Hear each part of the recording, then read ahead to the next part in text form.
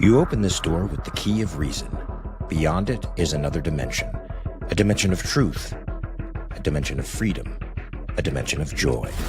You're moving into the land of both the ideal and the real, of the possible and the actual. You've just crossed over into the capitalist corner. Where reason meets reality, welcome to the capitalist corner. Welcome, everybody, to the Capitalist Corner. I am your host, Michael Liebowitz, all by my lonesome today with no Jim Valiant, no Mark Pellegrino. Mark should be back tomorrow, at least I'm hoping. But anyways, never fear. We are here for a great conversation today. Please remember to donate. We love the super chats and the super stickers. Also, the Everyday Ethics is canceled today. I won't be doing that today at 2:30, but we'll be back tomorrow. And Robert Nacer says, Happy Tuesday, friends. And I am in agreement. Happy Tuesday, folks. So today, I'm a little bit sick of talking about Iran, to be perfectly honest with you. My position on it is pretty well known, and I just don't want to keep rehashing the same things, over and over and over again. We will be talking about it again, probably as soon as tomorrow. But I decided today to do something a little bit more philosophical. So, for those of you who, couldn't care less about philosophy, now is your time to bail. I hope you won't. I hope you will stick with me, and I hope you will, listen and watch the show. So I was thinking this morning first about misinformation and disinformation and the history of it. And, there's so much of it out there. It's sometimes difficult to navigate through. And so let me just go through some things here with you. So misinformation and disinformation are not the same thing. Misinformation is just putting out information that's wrong, but not with the necessary intent to do so. Whereas disinformation is an entirely different thing. That's when you are intentionally putting out bad info. Jenna Clean, thank you so much for the $5. I'm sorry you can't stay, and I wish it I'm sorry it has nothing to do with philosophy, but hey, either way. So I got to thinking, is it more prevalent today? And the issue, there's always been misinformation and disinformation out there, but today with the advent of social media, the internet, it can spread much more quickly. And there's a lot of these podcasters, influencers. I've been watching it, I watch it every day, but this morning, they just thrive on putting out BS over and over and over again. And it got me thinking about, a lot of people, they'll listen if you tell them what they want to hear. They will listen interminably. And that's not a good thing. But what about those of us who actually want the truth? How do we sift through the nonsense? How do we figure out what's accurate? How do we gain clarity in our own minds? And I started to think about critical thinking. And that led me, I first thought about Aristotle. So what I want to do today is, for critical thinking to me is necessary for capitalism for a couple of reasons, at least. One is that we need to be able to assess information that's coming inward, so that we can see, separate the wheat from the chaff, the true from the false. And critical thinking is relevant for that, and it's necessary. And that's how we can determine whether capitalism is indeed the best system, the only moral system. Of course it is, but you can't take my word for it. You need to be able to assess the evidence, the information on your own. It's also necessary and when we want to make arguments for capitalism, we need to understand what capitalism is. We need to be able to make an honest case, not a hyperbolic one, not one where we're leaving stuff out. We need to be able to present the case for capitalism in a good way. Finally, to succeed, you need to think critically. in life to be able to be an entrepreneur or just, maybe a manager or even an employee. If you're going to do well, if you're going to thrive, you need to be able to think critically. So I thought we would talk a little bit about critical thinking, then individual rights, and then finally move on to the implementation of individual rights, which is capitalism. So let's start with Aristotle. Aristotle, there's 3 laws of logic in Aristotle. They are the law of identity, the law of non-contradiction, and the law of the excluded middle. So these should always, be forefront as you're reasoning. And I shouldn't say forefront because that means it's explicit, but you should be aware of these as you're reasoning through any claims. So the law of identity, put, by many people, by Ayn Rand, of course, as A is A, this simply means a thing is what it is. It's identical with itself. A dog is a dog, for instance. The law of non-contradiction just means that contradictory statements cannot be both true at the same time in the same sense. For instance, a person cannot be both alive and dead at the same time. And then the third one is the law of the excluded middle, which means that a statement is either true or false. There's no third middle option. And, Aristotle's logic took us a very far way, really advanced our thinking quite a bit. But I really wanted to get into sort of what are some aspects of critical thinking. So I spent the morning doing a lot of reading about the subject. Critical thinking can be defined as the disciplined practice of actively and skillfully analyzing, evaluating, and synthesizing information to reach well-reasoned conclusions rather than accepting claims passively or reasoning by habit, emotion, or authority. Jim says the ontological status of logic. I see you're going for clickbait, sir. Yes. I'm going for real sensationalism here today, Jim. So let's just go over this. So the core components of critical thinking, according to this specific article, are analysis, evaluation, inference, interpretation, self-regulation, clarity, and precision. So analysis means breaking an argument down into its constituent parts. You want to identify its premises. You want to see what the argument actually means. What is its base? What is its foundation? And we need to learn how to evaluate the quality of the evidence coming forward and whether somebody's actually presenting evidence or just making claims. I had a great book called When Good Thinking Goes Bad. And he talked about that there's a simple question that you need to learn to ask. What is the evidence for your claim?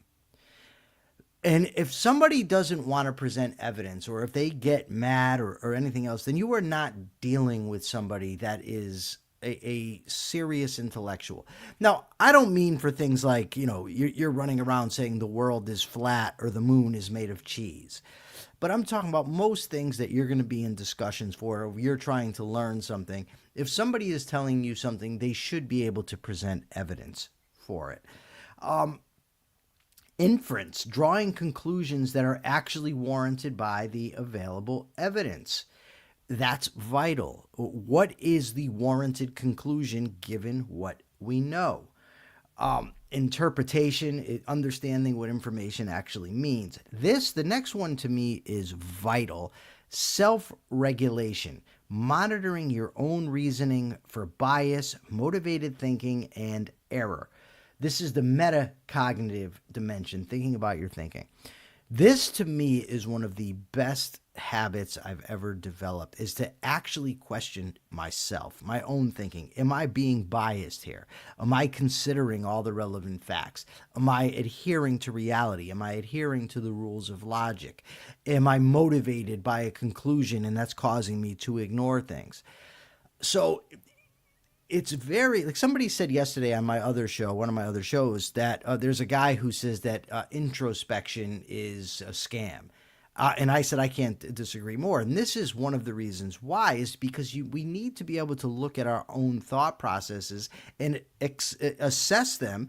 We need to apply critical thinking to our thinking and assess whether we're on the right path or not. Now, intellectual humility, I don't really like the phrasing of that.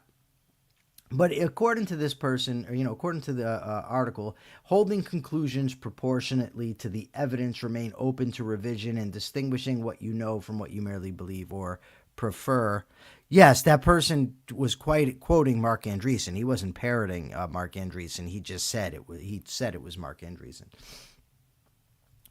So those are some of the principles from that article, and I did more arguing with evidence and logic, thinking about our thinking, embracing nuance, seeking objectivity, having curiosity and open-mindedness, maintaining healthy skepticism. Another definition we have here: critical thinking is a fundamental cognitive process that enables individuals to objectively analyze, evaluate, and interpret information. So the bottom line here is we want to apply logic. They call it retard maxing. Okay, I don't know what that means or what it is, but we'll roll with it. But we need to constantly seek out information. We need to assess information. We need to be able to do what Ayn Rand said and check our premises. We need to check our ideas against each other to see if there's contradictions, check them against reality, see if they match, be willing to revise when appropriate. This should become for us what Aristotle referred to as our second nature. It should become a habit, something that we almost do automatically. So then I have another article from Southern New Hampshire University here. It says, what skills do critical thinkers have? Just think about this, folks. Identification of premises and conclusions, clarification of arguments, establishment of facts, evaluation of logic, and final evaluation. And it tells us to be on the lookout, and this goes back to the beginning of how I opened. Be on the lookout for fake news, for misinformation, for disinformation, and for propaganda. What is somebody trying to sell us? What are they trying to convince us of, and why? Now, there's a lot of good critical thinking books out there. I've mentioned in the past How to Think Straight by Anthony Flew, Good Thinking Gone Bad. I don't remember who wrote it, but it's easy enough to find. There was another book I had, Being Logical, Rule Book for Philosophical Arguments. There was another one. Of course, Ayn Rand's Introduction to Objectivist Epistemology. I would highly recommend this particular book right here.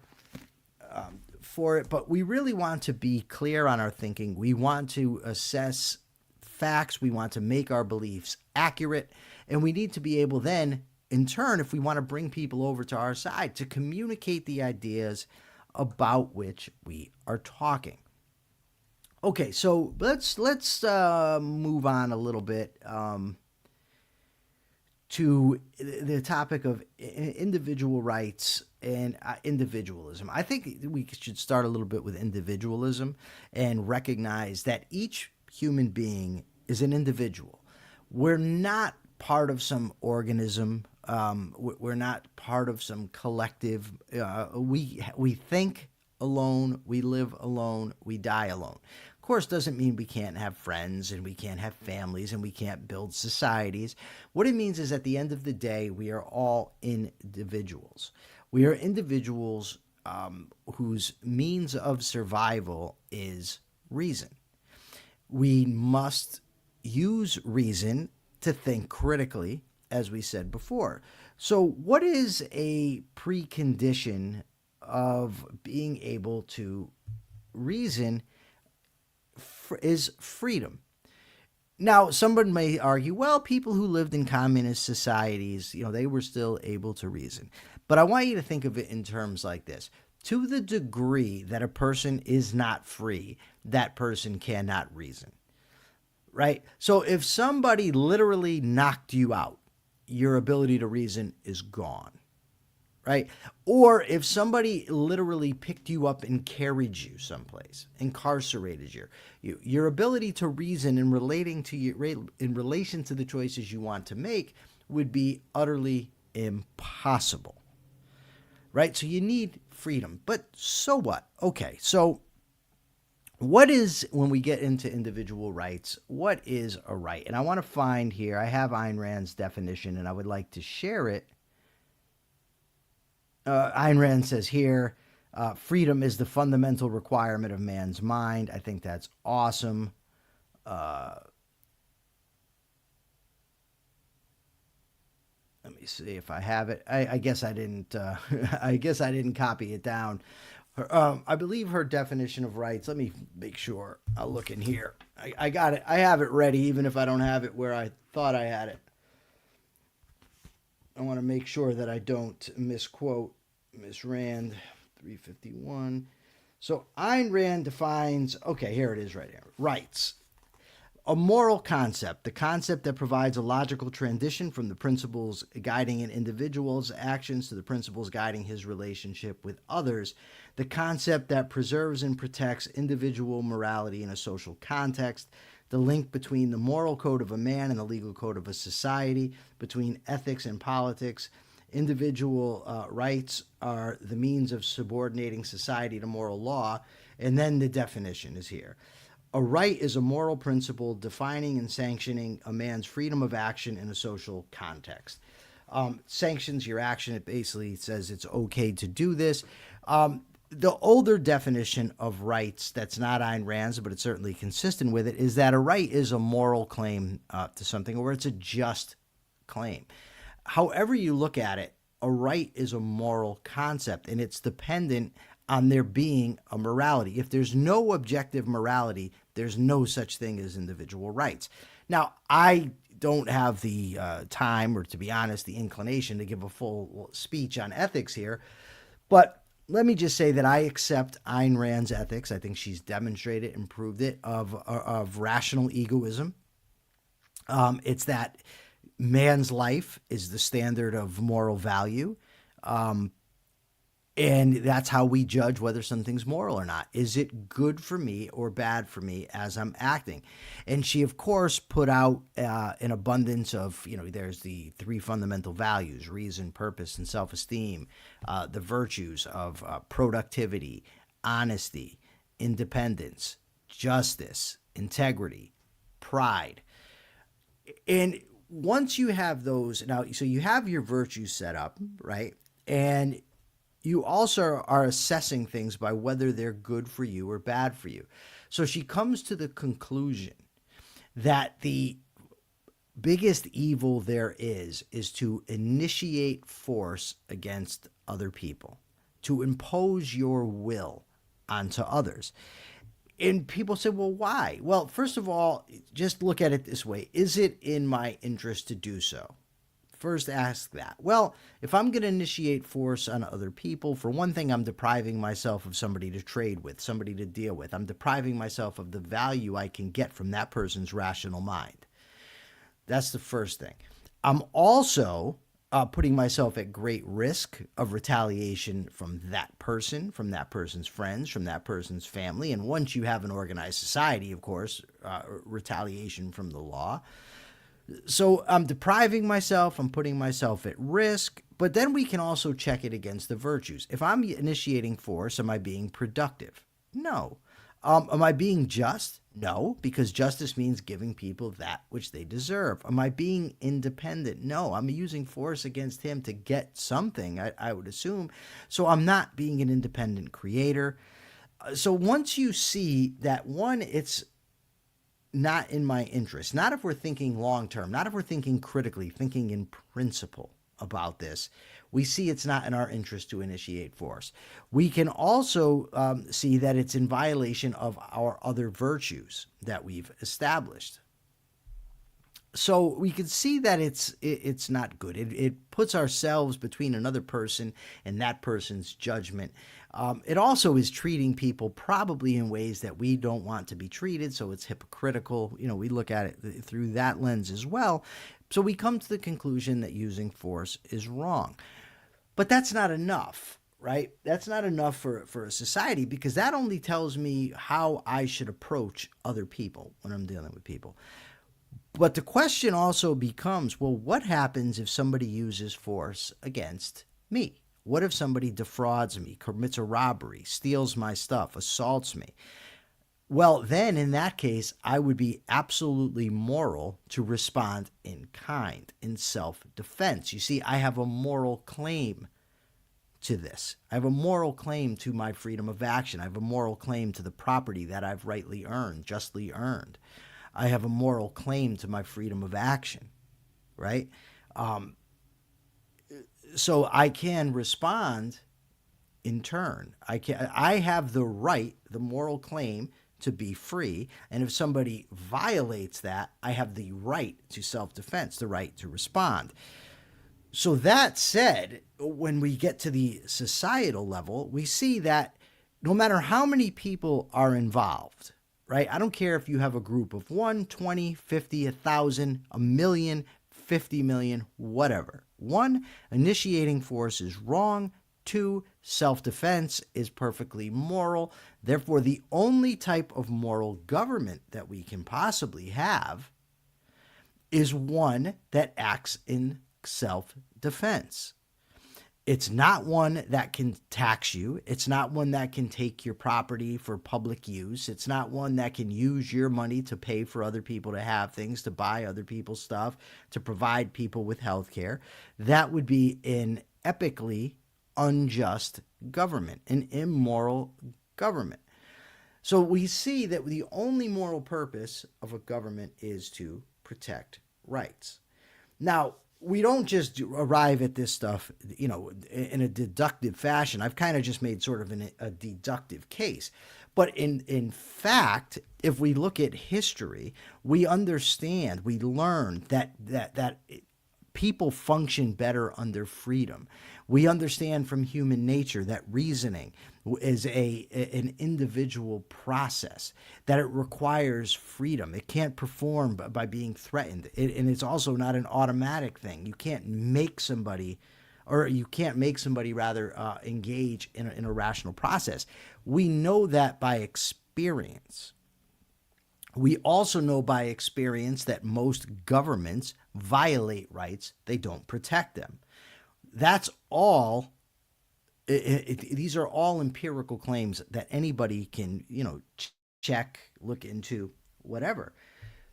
So we see that we have individual rights. We've established, the role of critical thinking. But what is capitalism? Well, capitalism has had many definitions, throughout time.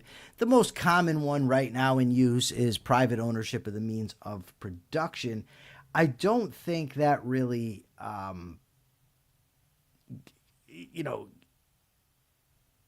what's the word I'm looking for? I don't believe that captures the essence, though, of what we are talking about. What I think, and I want to really get us a good definition right here from Ayn Rand, and I think there's some words that I think that are used that are legitimate and that capture something. Capitalism has been used so much by so many different people to mean different things. I think that Ayn Rand can define this in such a way as to illustrate what she's talking about, and the process is legitimate.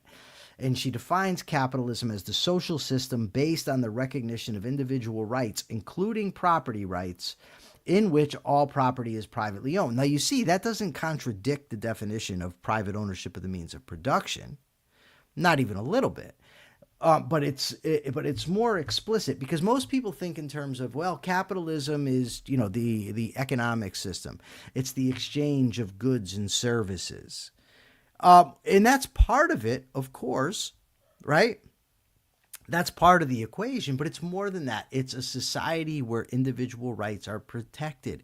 Individual rights, freedom of speech, freedom of association, freedom of belief, but then, of course, freedom to pursue the type of career. All this, of course, is in the context that you don't violate other people's rights. You can do these things. And, people rightly say, well, no pure capitalist system has ever existed. But first of all, it has been approximated. And when it has, by the way, historically, those countries closer to capitalism far outperform those that are close to socialism on just about every metric, maybe even every metric you could think of. I mean, and you can compare people where the geography and the genetics are basically the same: North Korea, South Korea, East Germany, West Germany, during the Cold War. And the capitalist or the more capitalist countries always outperform them. And we can also, I'm a proponent, or to a large extent a proponent, of Austrian economics, and they use what von Mises talked about is that you cannot hold all things equal when assessing social phenomenon. There's too many, what's the word I'm looking for here? Not independent variables, too many variables, period, that are involved. So you have to be able to isolate them psychologically, mentally, to figure out what's causing what. And so we're able to assess that freedom is the precondition of human flourishing. So when we see, for instance, that a society that's more free outperforms one that's less free, we can use our reasoning, our critical thinking from before, to assess what are the causal factors at work, right? Now, a lot of people, decry capitalism because of its consumerism. But ultimately, in order to be a consumer, you have to be a producer in a free capitalist society. I mean, unless somebody's giving you stuff, right? But ultimately, production drives consumption. Something cannot be consumed unless it's first produced. Now, in a perfectly free society, given that production requires reason, requires ability, requires effort, those people who are productive, who are moral, at least to that extent that they're producing stuff, will tend to rise, will tend to thrive in these circumstances. Now, capitalism, it's not some kind of floating abstraction that's just going to sustain itself. The founders of this country, many of them at least, talked about how you need to have a moral backing to your society. And capitalism is no different. The problem is that most people, I would venture to say, have embraced some variant of altruism. The idea that you should be living for other people, that your life should be dedicated to serving others, to help others thrive, but not yourself. The problem is that's not conducive to capitalism. That's not conducive to the profit motive.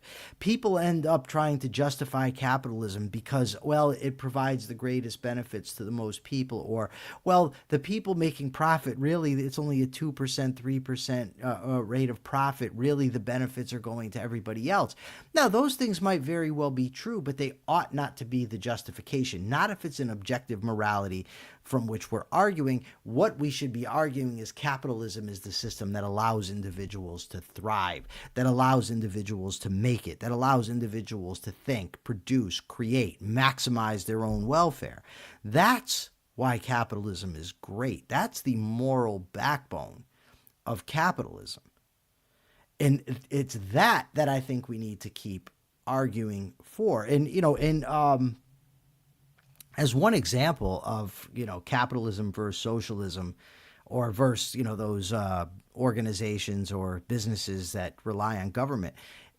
In Capitalism, the Unknown Ideal, there's an essay called Notes on the History of Free Enterprise, and they use the train industry and the transatlantic railroad. And the one train, the one railroad that wasn't government subsidized was, I can't remember which one, but it was James J. Hill's railroad.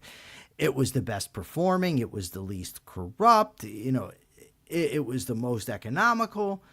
And that, you can extrapolate and just look at virtually any example to see that capitalism does what it's supposed to do.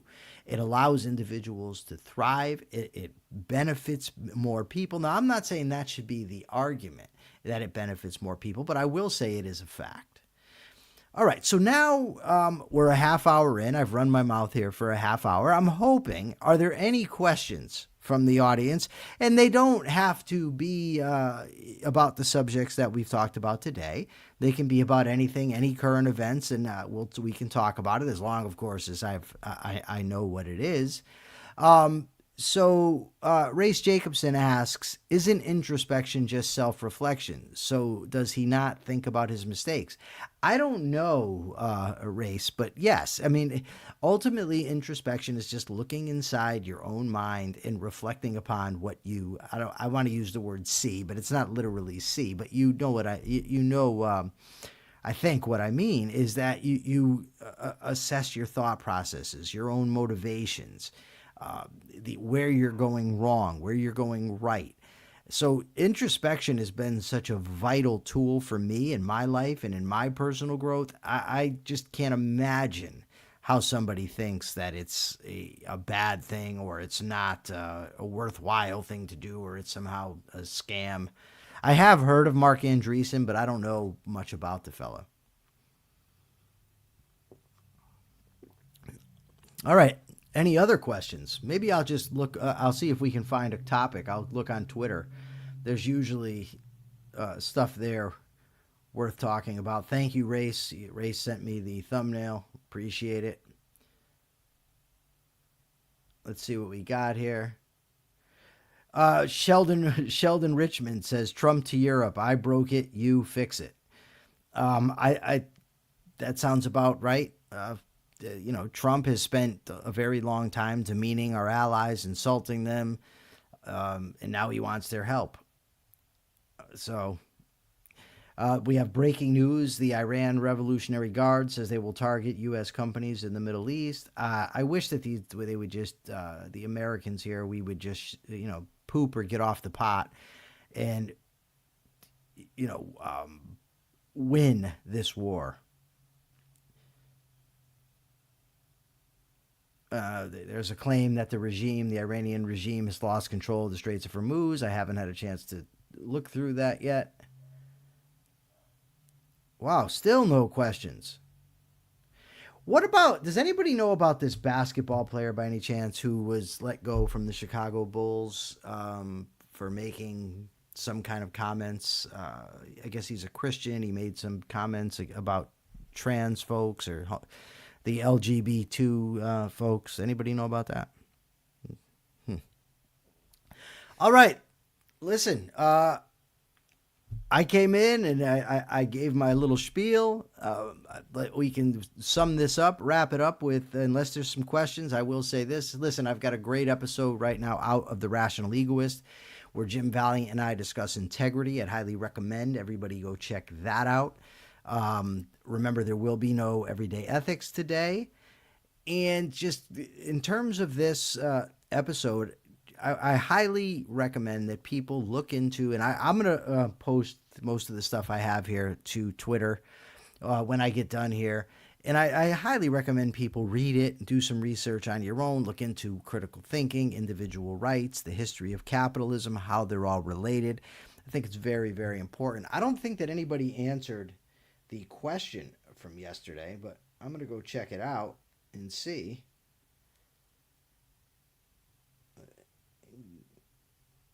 And if someone did, I'll talk about it. If nobody did, well, I'll give the capitalist thought of the day, and then I'll move on to the question, and then that'll be that. No, nobody answered the question yesterday. All right. So the capitalist thought of the day is this. I'm going to draw on this episode. If we wish to flourish as human beings, freedom is a requirement. But freedom will not guarantee our success. In order to succeed, we need to use our minds. We need to think rationally. We need to think critically. We need to assess evidence. And if we wish to promote a free society, we need to understand what are individual rights. Why are they important? What is their foundation? What is a proper ethic? We need to understand the relationship between individual rights and capitalism. We need to understand why capitalism is the vital implementation of individual rights, and we need to understand the history of capitalism. Only then can we make the types of arguments necessary to bring people over to our side. But if we do these things, if we think critically, we think rationally, we learn about morality, we learn about rights, we learn about the history of capitalism, study some economics, we can make the arguments and perhaps we can win. I certainly hope so. All right. My question today, I've asked this before, I'm going to ask it again. Are there any topics for the Capitalist Corner that we have not been discussing that you would like to see us discuss?